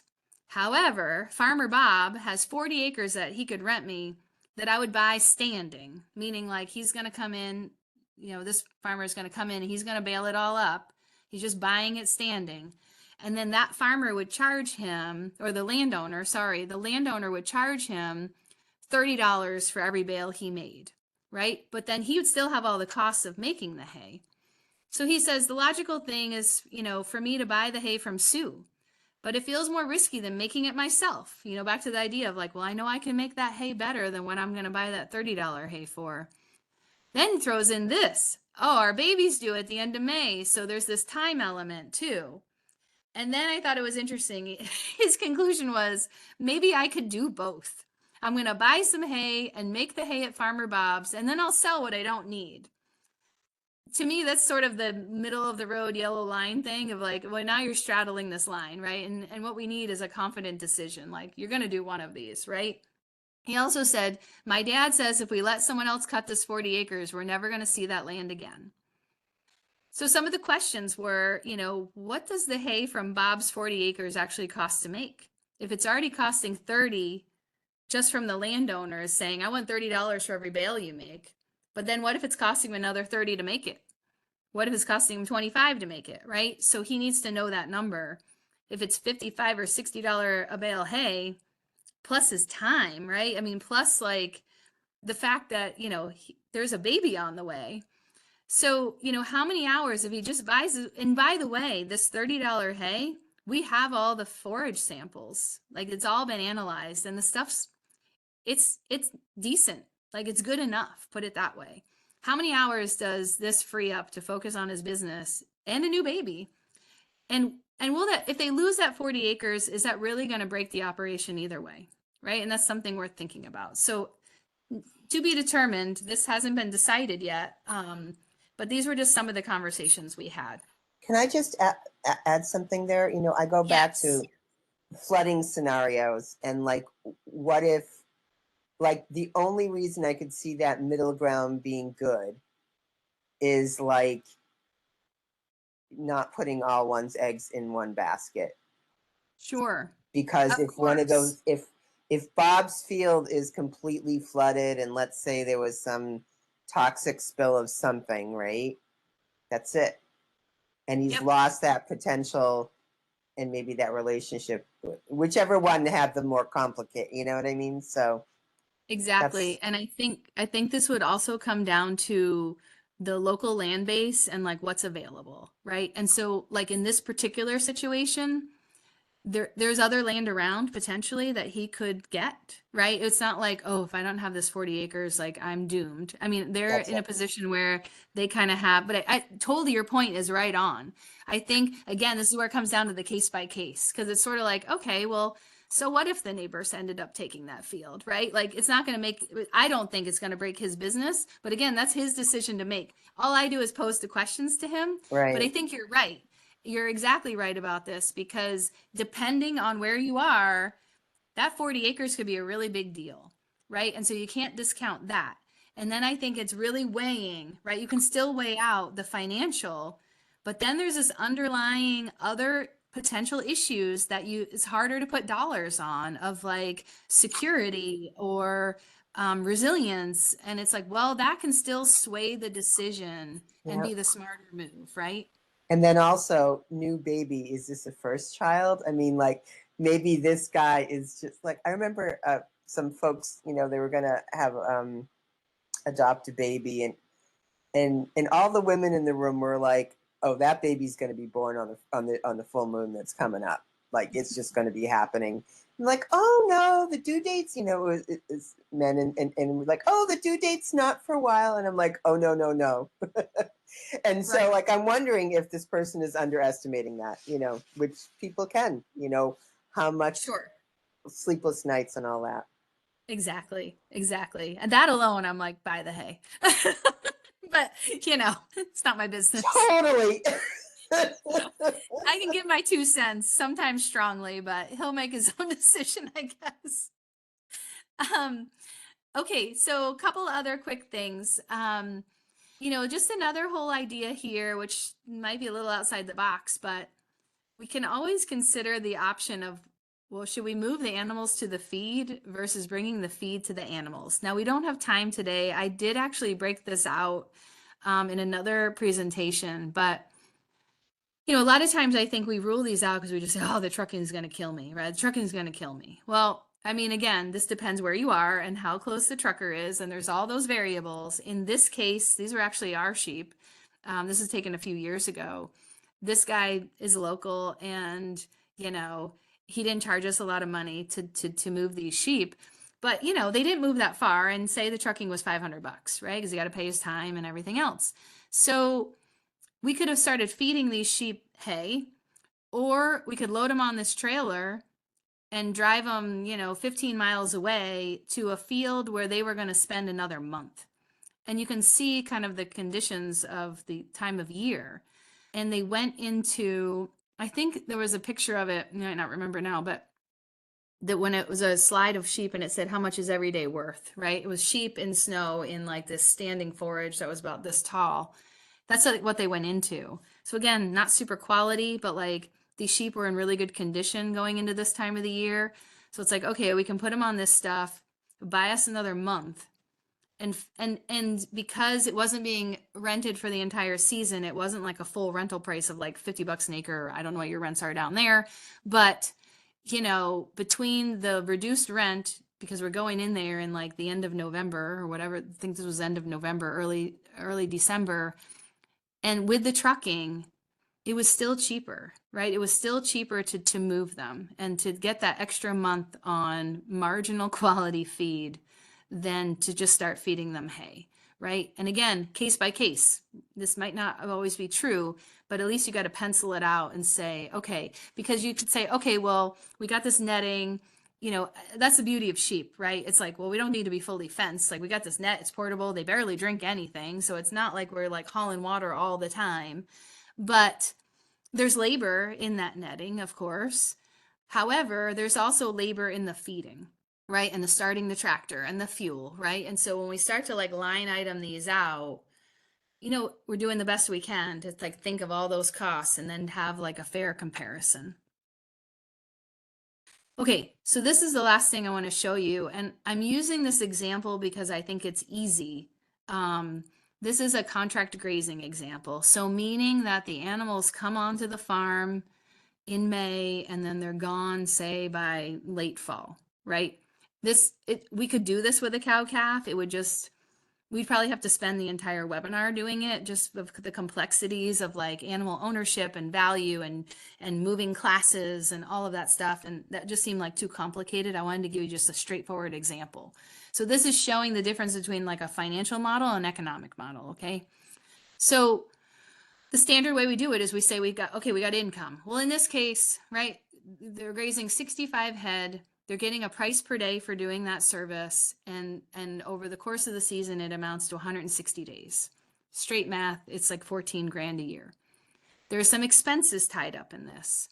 Now, okay, I'll mention that in a minute. So there's not much in direct costs. This land's been fenced. That was a capital investment made a long time ago. So we don't have fencing costs or big capital costs per se. But the only direct costs we really have are minerals, right? The animals are vaccinated before they come. So there's just not a lot of expenses to be had. Now there are potential overheads. These would be things like, now again, you might classify these differently. I think if we had some business planners here, they might take issue with this. This is the way that like my brain works, is anything that is an improvement on the land base, I consider an overhead. if I'm buying fence, fiberglass fence posts, you might say, well, that could be a direct cost. And I would agree that that probably could be categorized that way. For simplicity, I like to keep it as an overhead. So every year you might, oh, I broke a reel, or, oh, I need a few more posts. There's some potential fuel and repairs allotted for, like, the getting around. There's power to run the Energizer, and there's property tax, which is pretty dirt cheap. There isn't an expense in here on the land because this land's owned free and clear. Now, again, remember, we're in the financial model. I'll show you this a little bit differently in the next one. So these are our expenses for the year to provide the service, and the financial profit is, just over $12,500. Great, looks good on paper. Wonderful, right? And that's actual cash in hand. Wonderful. Okay, now we're going to look at this model. So the economic model, we still have the same thing on income, right? It's like, oh, we're making 14,000, and then we still have all those same costs. Now we have 3 new items in blue. 1, depreciation on our gator, right? We figure at 10% of its current value. It's older, it's not worth a ton anymore, but put that in there. Now, it doesn't mean I'm cash exchanging this, but I'm building the value into this model. Opportunity rent. So this is 90 acres of land. What if it could just be rented out to the neighbor for $50 an acre? That would be $4,500 of income for basically doing nothing, right? Maybe that's the way to go. I don't know, but that why we put that in there is more on the thinking about it this way. What if this custom grazing is like it seems like such a great model that it's like, well, now this person's going to go rent the neighbor's farm, and they're going to do this more. They're going to up the scale. We're going to go rent land over here and rent land over there, and we're going to do more grazing. Well, all of a sudden now you would have that line item of a land rental cost, right? So if we go back to this version, all of a sudden now we'd have a cost in here of property rental. Well, now that $12,000 profit's going to be less, right? So by building it in here, we can get to the bottom and then figure out, oh, does this still work, right? Is this still a positive number? I realize I have that in red. That wasn't intentional. It was more to like make it stand out. And then labor, right? It takes time to move these animals every day. And there's times where it takes 15 minutes to just move the polywire and move them to the next. Sometimes it takes 2 hours to move big moves between 2 fields. So it averages out 1 hour a day over 160 days. And figure a great payment rate of $30 an hour, right? So now our expenses in this economic model are higher. It doesn't mean that the land's going to get rented from itself, and it doesn't necessarily mean that this person is going to get paid, but we're putting it in this model so that we know if it works. What if all of a sudden this person wanted to rent the farm across the way and they broke their leg, right? And now they had to have someone come in and move the animals every day for them. So point being, we get to the bottom and we say, oh, well, we still have a $3,000 profit. That means like this works, right? Like this might not be a lot of money, but at least it's not negative, right? Because if it was negative, then we'd have to say, okay, now we have some hidden costs in this business that we need to adjust for so that we can make this look better. And then, hopefully still drive a financial profit as well. So again, I don't want you to get too hung up in the details, but I just wanted to show the difference between the two and how the economic model is basically showing us values that are not transferred, in cash. And so if there are animals that someone had ownership of, for example, and your herd is growing because you had a whole bunch more calves on the ground, right? That's sort of like, it's like a combination of a balance sheet and like a financial statement, because in the balance sheet, you would account for the value of those cattle. You'd kind of build that into this, right? To kind of get the bigger picture of what's the whole economic picture of this enterprise. Okay. And then, I would just sort of end with this and say, the idea of, no one ever went out of business for like having the wrong color tractor. And no one ever went out of business because they planted the wrong variety of orchard grass, right? And sure, we can talk about variety trials or whatever all day long, and that's fine. But really, this is the stuff, right? Like these are the things we need to know in order to have a healthy business. And I find that people that I'm working with that are in a pretty good position is because they really have sharp pencils and they know like what's their cost of production, and they challenge the overheads and think about like, okay, what am I sitting on here that I could turn into cash? You know, have they found dead wood in the business? Is it profitable? Does it cash flow, right? They're doing their projections ahead of time, not just at the end of the year with the tax, you know, or the tax time or the end of the year, you know, balance sheet that you got to give to like the lender or whatever, but it's projecting ahead so we can see potentially, like plans change all the time, but at least we're doing the homework to have an idea of what might be coming, right? Like this example here, if this was done at the end of the year for the following year projection and you say, oh, it's negative, well, now I have time to readjust and think about, well, what am I going to do differently here? Is there a way to adjust this? Maybe there isn't. And then can each enterprise stand on its own? And I think that's really important, right? It's just like, is one enterprise subsidizing another? Is this haymaking bringing down the rest of my profit potential for my entire business? Or is there a class of animal that is doing that? What's subsidizing what? And then just, you know, finally, like, how do we find the money? One, we got to challenge the status quo. This is how it's always been done. It's funny. I had a farmer client tell me he really loved when someone showed up on the farm who like didn't have a ton of experience, because then they would ask things like, well, why are we doing this? And he'd say, oh, I kind of like that because sometimes I couldn't answer why we did it. He's like, I don't know. We've just been doing it so long. It just seemed like the right thing to do. Do you have a better idea? And he's like, and sometimes they had a better idea, right? And we can just get stuck in the, you know, kind of the way we've always done it. Can we make a stop doing list? And remembering that break even equals average, right? We want to be better than average. And we got to find the opportunities, right? And so for all of us, it will be different. Like, what's the competitive advantage? What can set us apart? Where can we decrease costs? Or how can we have a value proposition to our customer that makes people want to buy from us, and potentially we could charge more money, or we can you know, have a secure market. And okay, so with that, if anyone has questions, but I'm going to stop sharing this and then I will bring up our last exercise for the breakout session. I know we don't have a ton of time, but I don't think this will take too long.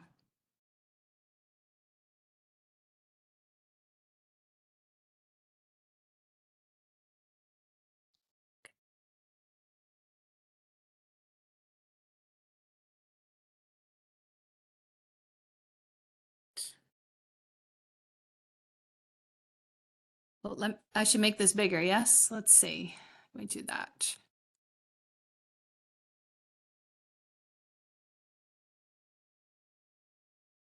Okay. Can folks see this well? Yes. Yes. Okay. So here's what we're going to do. I'm going to read to you about Happy Acres Beef Farm, and then I'm going to ask you a couple questions, and I'm curious to see what people can come up with on how are we going to, what are some ideas? This is maybe our unsolicited advice do we have for this particular operation, or maybe not advice, but thoughts, brainstorming of ideas that they could look at. Okay, just move this here. Okay, so Happy Acres has 15 Angus brood cows that weigh 1,400 pounds. They're a cow-calf to finish operation. They graze on 50 acres. The grazing season is roughly 150 days. Hay is made on an additional 40 acres. The yield's roughly 2 tons to the acre. Oh, I said Happy Valley. Sorry. Happy Acres keeps 2 bulls, and the breeding window is 60 to 90 days. Cows calve starting in early February. 20% of the cows don't wean a calf, so like 3 a year. All heifers are retained rather than slaughtered for beef, and the voluntary cull rate for brood cows is less than 1 per year. They market their steers through a local farmer's market, but don't have enough product to meet local market demand. Okay, 2 things. Can you brainstorm potential ways to release the dead wood in this business that would reduce overhead and direct costs? Can you find any potential hidden costs where this business is losing money, but cash is not exchanged? So let me bring this back down so you can see it all. There we go. Okay.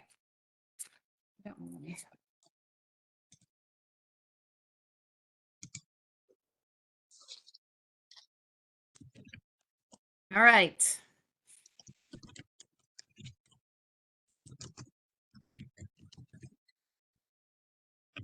So I'd say there's going to be things in here based on like the grazing season and the, forage availability. And then also some of the things we talked about, on the cattle production side.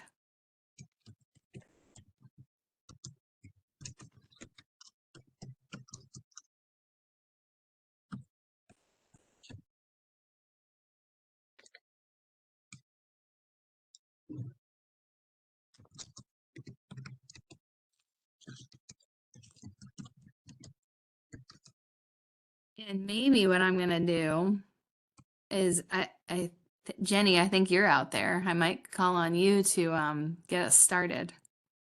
Sure. I was thinking about when you say 20% of the cows don't weed and calf, are you referring to the fact that they have calf loss or that they were open? Could be either. Okay. Mm-hmm. So give me a second. I just had a brainstorm to run new math on the 20% of essentially open cows compared to the cull rate of 1 a year. Just give me a second.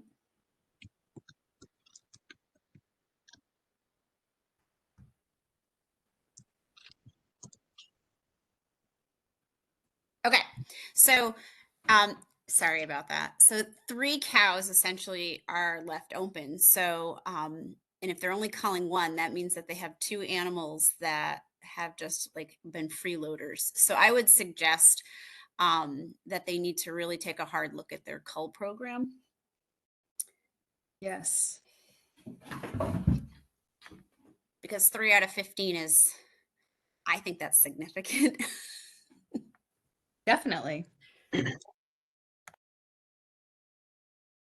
Definitely. We want to see that number a lot lower, right? And I think it's this idea too of, as we're like building a herd, right? We want to over time build up a really strong herd, and we won't do that unless we start weeding out the non-performers.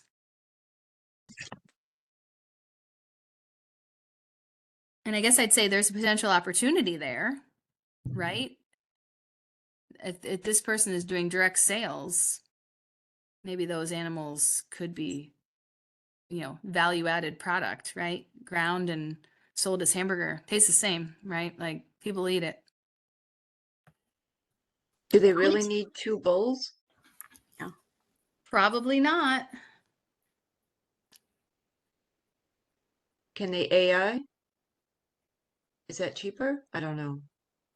I guess that's a possibility. I mean, here's the interesting thing, right? When we start to think about these smaller herd sizes, I mean, I speak for myself. It's keeping a bull around seems like it would be problematic in that like there's a big time of the year where you don't want them in with the females.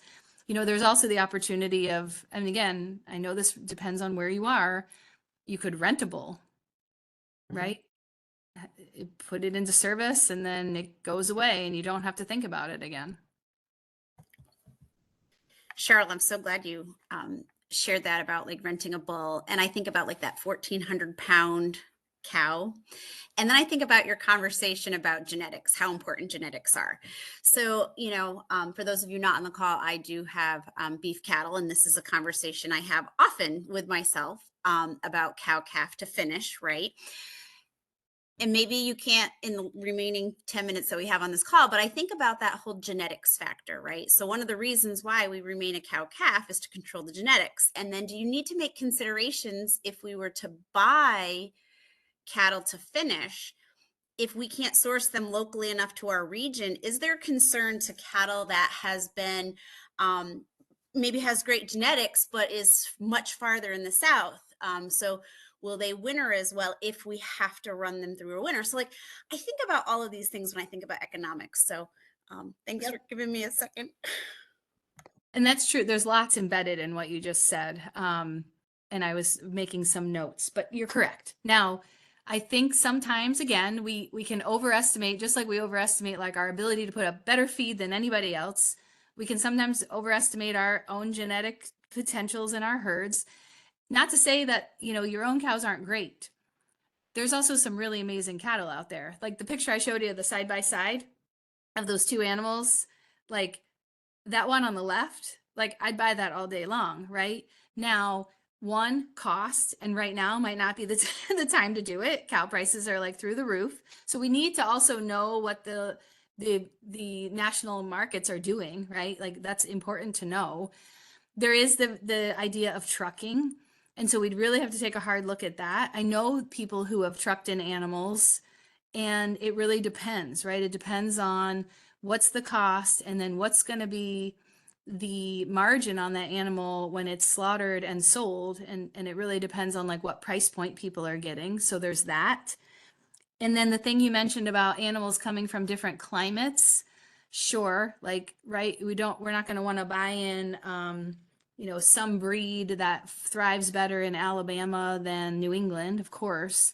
But I think there's a lot of opportunity, Pennsylvania, Ohio, you know what I mean? Like going out that way. But it really has to be, we really got to push the pencil on like the cost to get them here.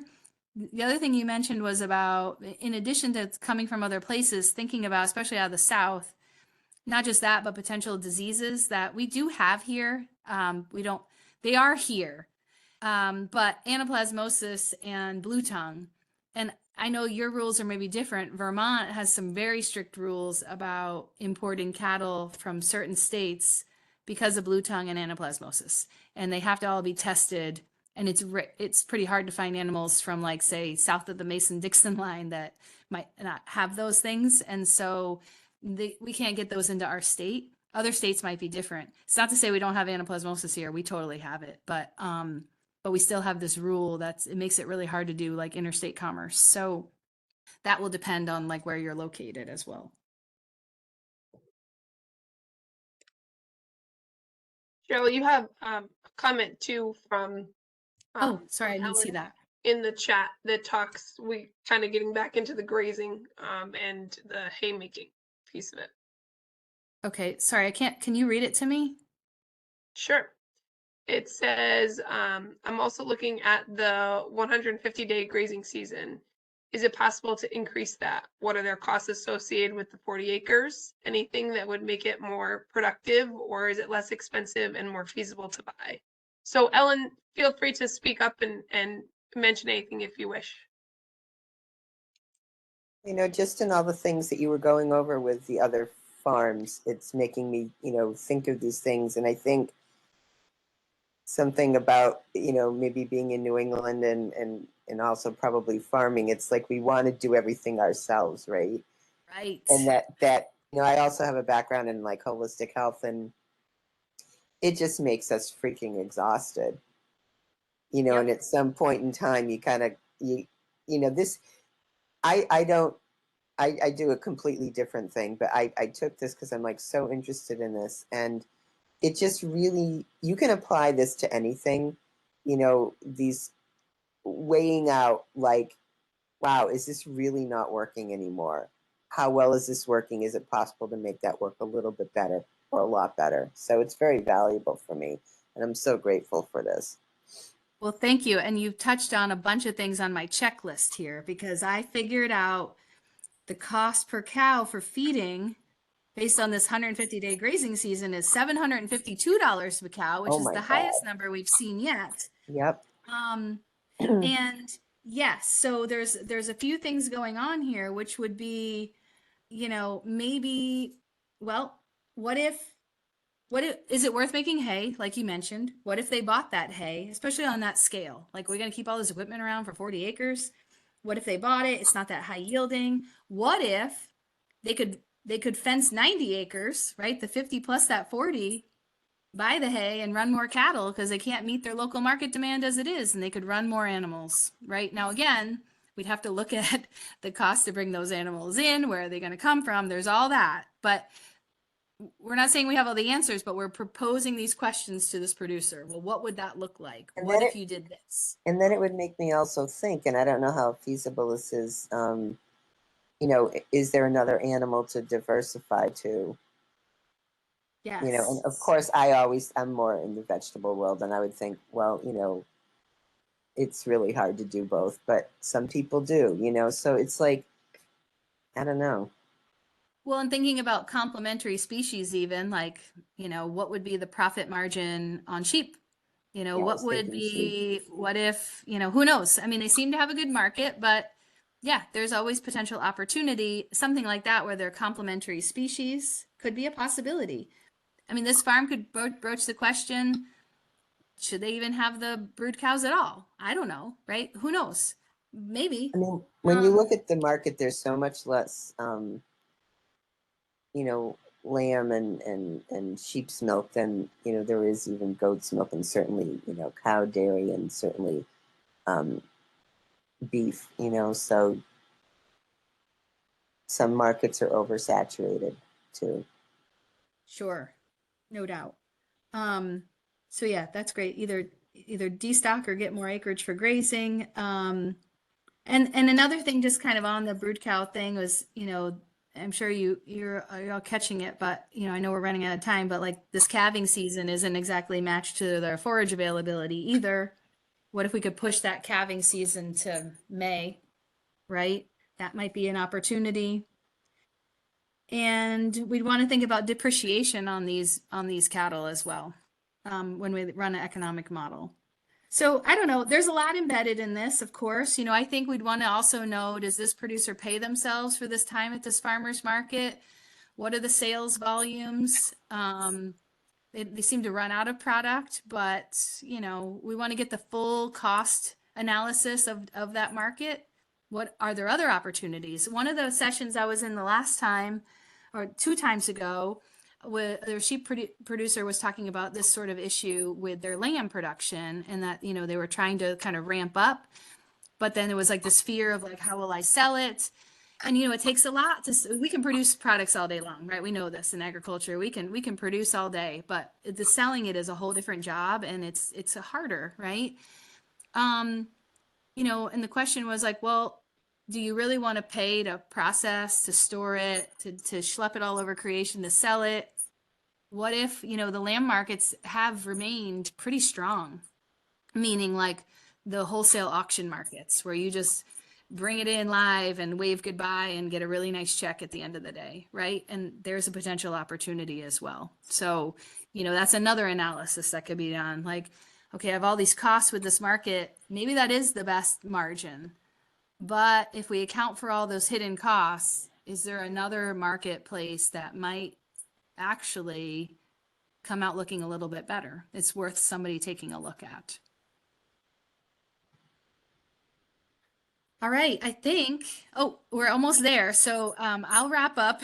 I just want to say thank you. And I'm glad we were able to kind of do this as one group. I think that was great. And thanks, folks, for participating. Thank you very much, Cheryl, for your time and your energy and your sharing your expertise and all your knowledge. I very much appreciate it. I know we had a small group today, but I do think that everybody was very active in participating. So that's always great.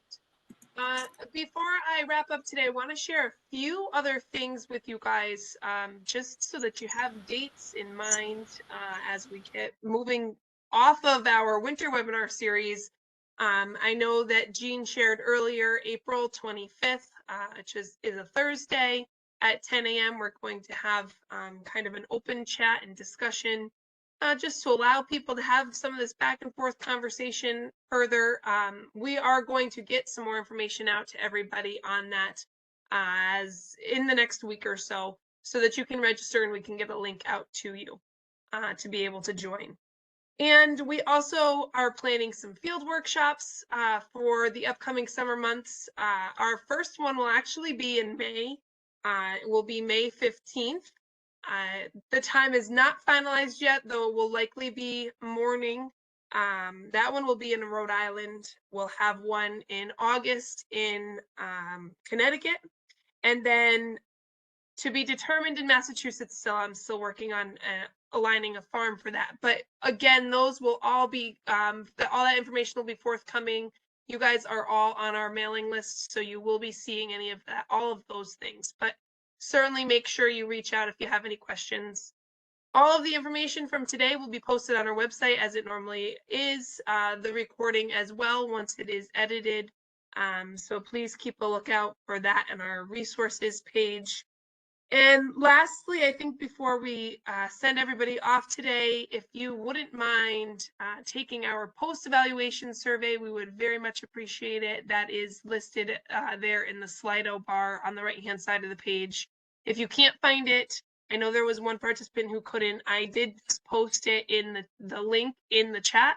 That takes you to an external site, but that will also allow you to take those questions too. So thank you in advance for taking the time to answer those. That helps us, gives us some good direction as to what we should be focusing on moving forward, what you guys are in more need of for training and want to learn more about. So I think with that, unless there's any final questions, I am going to send everybody off today. Again, thank you, Cheryl, for all of your time and your energy, and feel free to reach out at any time, and we'll be back in touch with some more upcoming events very soon. Thank you, everybody. Bye. Thank you. Bye.